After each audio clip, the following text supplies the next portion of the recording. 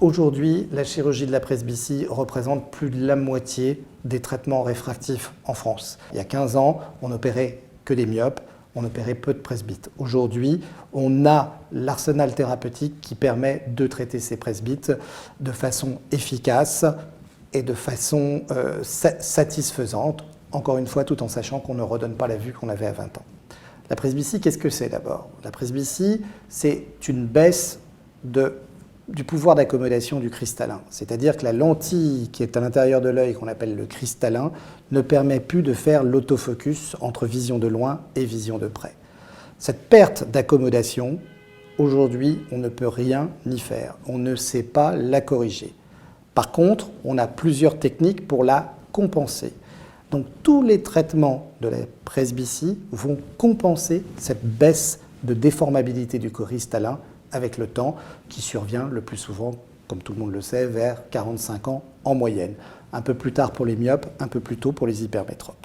Cette presbytie, comment peut-on la corriger? Le plus souvent, on va la corriger par les techniques du laser, que ce soit le LASIK ou parfois le laser eximeur de surface. Et dans ces cas-là, on va utiliser des lasers qui vont donner un peu de profondeur de champ, mais de toute façon, ces lasers privilégieront un œil qui verra plus de loin et l'autre qui verra plus de près. C'est ce qu'on appelle une petite monovision. L'œil directeur voyant plus de loin, l'œil dominé voyant plus de près. Ça, c'est 80% des presbytes qu'on opère.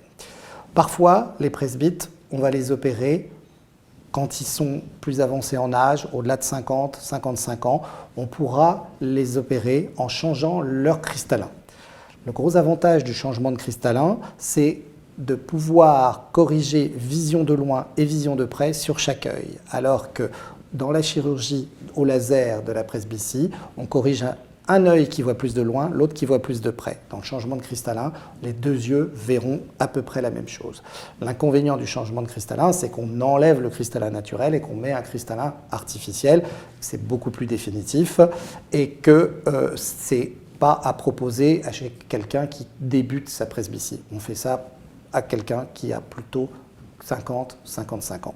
Il faut bien comprendre que toutes les chirurgies de la presbytie ne permettent pas de retrouver la vue qu'on avait à 20 ans.